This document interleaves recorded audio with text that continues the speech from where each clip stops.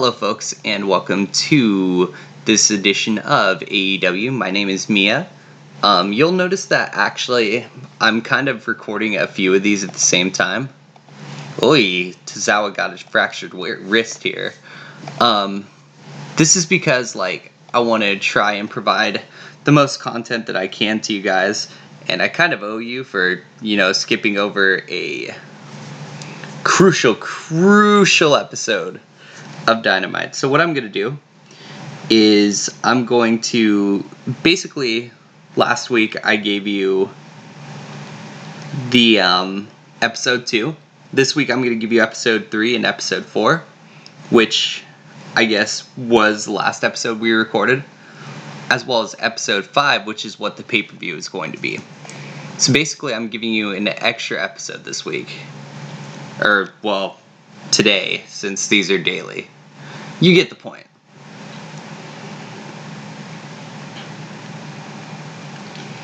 So we're just trying to advance out to the pay-per-view. And, of course, this pay-per-view will be highlighted by Pac and Cody, FTR versus Omega and Page, Moxley and Jericho, MJF and Allin. Now, after his performance last week, AEW has decided we're going to make an acquisition. Pretty big acquisition. Chris Hero is going to come into AEW, it looks like. So, I'm very interested to see what he does, but I will be signing him here momentarily. Unless, of course, he signs somewhere else, in which case there's not a whole lot we can do about that. Oh, Marty Bell and Ricky Starks are dating. Ricky Starks, this guy sort of looks like he's from Beavis and Butthead, but he drips charisma out every orifice of his body. Orifice? You get the point. So then we're gonna go find Chris Hero. He is getting hired. Now, he's the type of guy where, I'm not too worried about his performance. Generally, he's a very good wrestler, though. He should be able to bring some, I'm not going to say star power, necessarily, because he's Chris Hero, but he'll bring solid wrestling ability to our division here. Now, let me see how long Fyter Fest is really quickly. Also, Fight for the Fallen, we're going to be modifying this to week 4 of July. We'll explain that. Basically, I want to try to have one pay-per-view a month. So Fyter Fest, it looks like, is going to be 2 hours. I don't like that. I want 3 hours. In fact, I want 3 hours on each show because that gives us enough time to build sufficiently to good matches. So, alright, let's advance to Fyter Fest. Backstage incident. Emi Sakura passes on Psych to Riho. Lovely.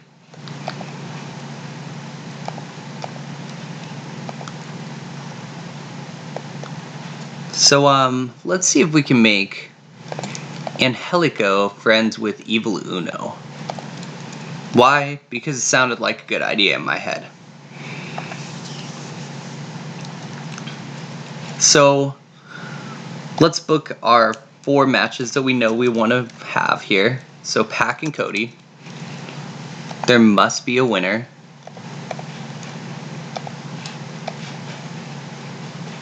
So,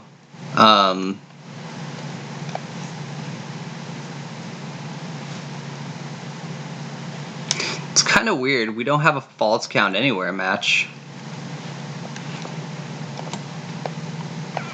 So what we'll do is, there must be a winner will be in the name. The AEW TNT title will be on the line.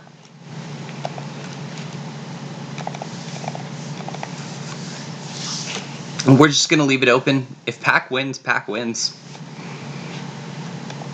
Then, FTR versus Omega and Page. This could have been built better on my part. To be honest with you, I wasn't thinking about it. And it's unfortunate because, This should be a really solid match, but I have to be better about building this stuff in the future.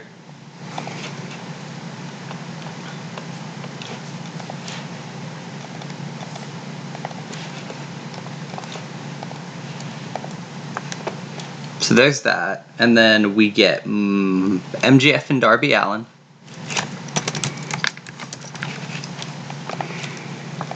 A match between solid young talents.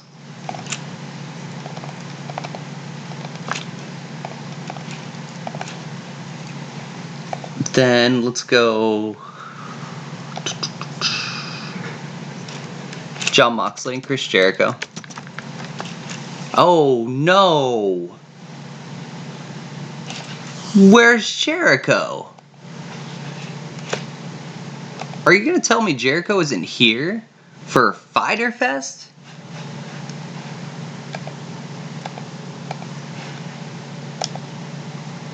Ah, dude!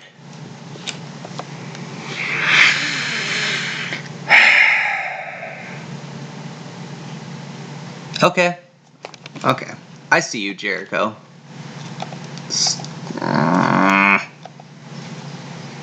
Okay. Fine. Jericho doesn't want to be here. We don't need him. How about Sammy Guevara gets a world title shot then?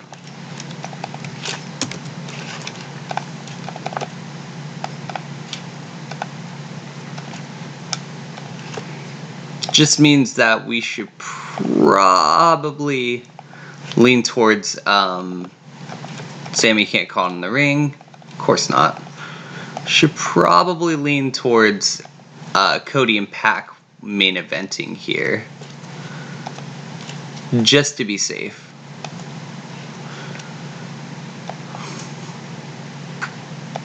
Man, that's frustrating. Well, I know how to get around that, fortunately.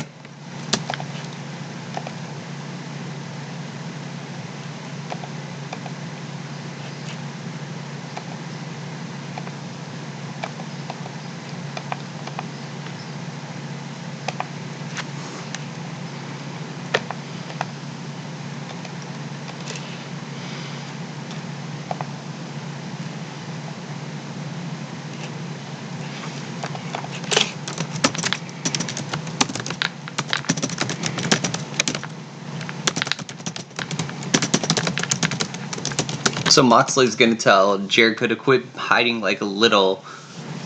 There are words that I shouldn't say, but he's gonna tell him to quit hiding like a little pussy. And then he's going to fight Sammy Guevara. Because Moxley's that type of person where he would say something like that. Then with Pac and Cody, I want to have a match after that where Pac is going to start a feud with Marty Scurll.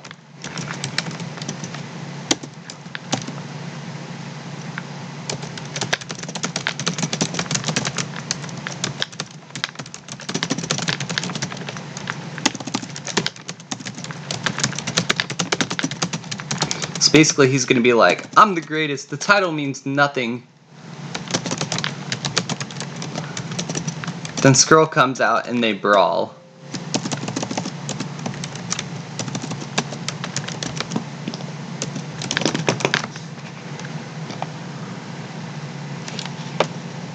So, I guess this probably means that we should probably have Cody go over.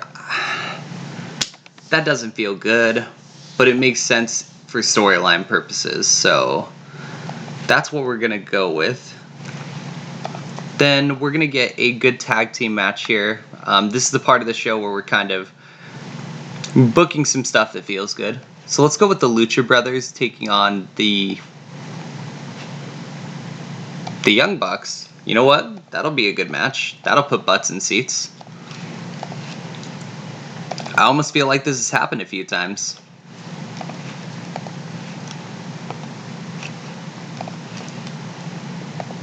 And then let's get a 10-man battle royale between 10 of the Best young superstars here.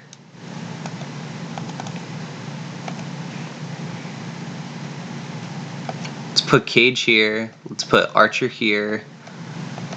We don't want Marty in there. We don't want Brody in there, actually, because Brody is... we need to protect Brody.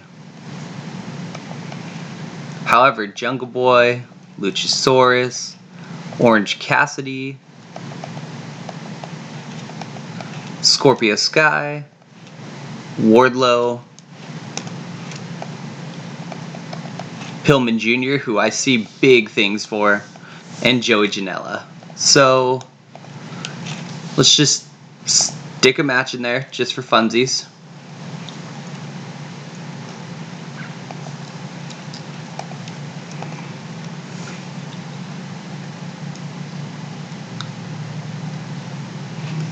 And then, let's have our women's match. We probably should put that in here. Hikaru Shida against Nyla Rose. Of course, with AEW, a lot of our matches are going to be longer matches. That's in the spirit of the true AEW. Nyla probably can't call it in the ring. Of course. Sometimes my friends complain about a lot of people not being able to call in the ring, and they're right to a point. A lot of these people should be able to call it in the ring, but I mean, I love this mod too much, so I can overlook that. I can understand it on their part, but you know, I'll admit I'm a little biased towards it. So then we're gonna get a pre-show match between 6 women.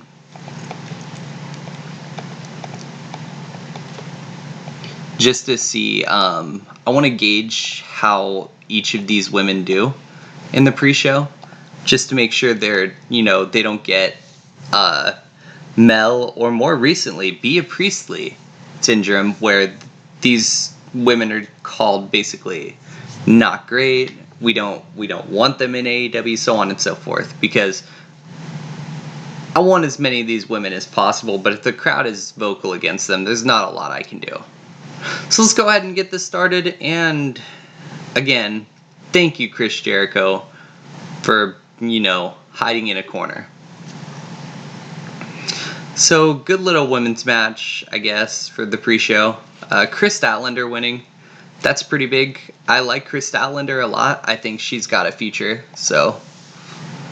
Then Adam Page and Kenny Omega retain their titles. Solid match. I did expect it to be a little better, but we'll take it. Then Orange Cassidy, oh my gosh. Orange Cassidy won that Battle Royale. We did not see that coming. Then MJF defeats Darby. Not as good a match as I would have expected from Darby, but then again, MJF isn't the greatest in ring. The main part of MJF's talents come when he is on the stick, so that's fair. Oh, Darby almost crippled MJF. That's wonderful. Great job, Darby. The Young Bucks defeated the Lucha Brothers. Pretty solid match. We can always count on these two teams to deliver for us. Then Hikaru Shida defends her women's title against Nyla Rose. Side note, as a trans woman, I do actually really enjoy Nyla Rose. I think that she's got a really solid gimmick. I'm really glad they didn't try to make her a face, because if they had, she would have been booed out of the building when she won the women's title. Why do I feel that way? Because there are still a lot of people who are probably AEW fans. And look, I know that Tony Khan has banned Hulk Hogan and Linda Hogan, for instance. Or like, they've banned... I'm trying to think of someone off the top of my head. There was someone that got banned for being crappy towards trans people, and Cody's like, tell them they're banned. Which I appreciate as a trans woman, but also I understand that a good portion of the fan base is going to be unaccepting towards trans women, you know, working face and winning the title. That's just, it's unfortunate, but it's true. Anyway, I'm going to get off my soapbox and we're going to advance here. Moxley defeats Sammy. Pretty okay match. Moxley tells Jericho to quit hiding and fight him. Gives heat to the main eventers, so that's cool. And then Cody defeats Pac.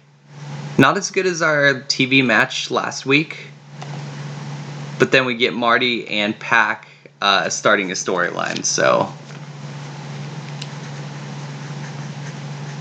Oh, this is Fight for the Fallen next, so...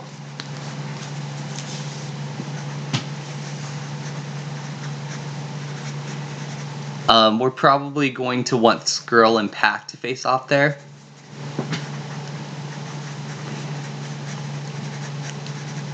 And then hopefully Jericho and Moxley are both available at that point. If not, I don't even want to think about where my brain's going to be. So, plus 18. I'm going to single out...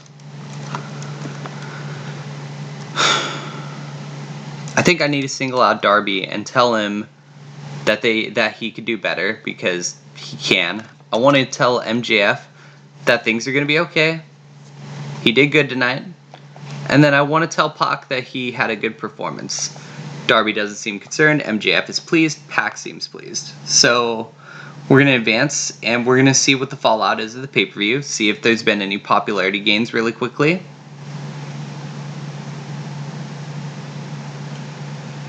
Hopefully we have something as far as that goes. Who knows?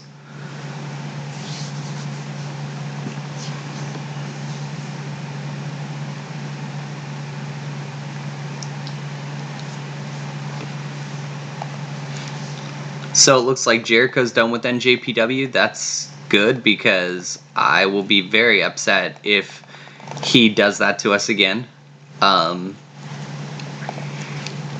As a result of last night, it looks like MJF is kind of upset. So let me go ahead and give him some money. Hopefully he... Man, I hope he doesn't get an ego, because if he does, we're going to have some problems down the line. Yep, simmering tension with Darby, that's just unfortunate. So, let's take a look at our major stars after the pay-per-view. Looks like it's about the same as where we started, except Adam Page, notably, is now considered a major star. I believe Pac was up here? No. Who was up there? Meh. Not worried about it right now. Orange Cassidy, as a result of winning that Battle Royale, jumps up here. Sammy's here after a really good performance in the world title match, so he's kind of on fire. Darby has fallen down here as well. Looks like not a lot has changed. I'm glad that Marty is recognizable. And yeah, looks like we can move successfully into July 2020 at this point. So we're going to advance one more day and see if Chris Hero signs. If not, I'll be sure to let you know if he signed at the beginning of next episode, but he's going to sign. He's Chris Hero. He needs a job, man. Very happy with how this turned out in general, though. Really solid first pay-per-view for us, so hopefully going forward we continue to have some good stuff coming out of AEW here. Of course, tune in at midnight tomorrow night for the next episode. Oh, Kota Ibushi is Wrestler of the Year. Company of the Year is New Japan. Yeah, it's all New Japan. Rhea Ripley being the female Wrestler of the Year is cool. Alistair turns heel. Huh. Oh, and Roman Reigns is injured. That's not good. Alright, yeah, so nobody's bidding against the Chris Hero bid, so it's more than likely that he is going to sign with us. So I'm going to go ahead and close this out for now. Thank you for tuning in. Have a good rest of your day, and remember to like and subscribe if you want to see more. Thank you.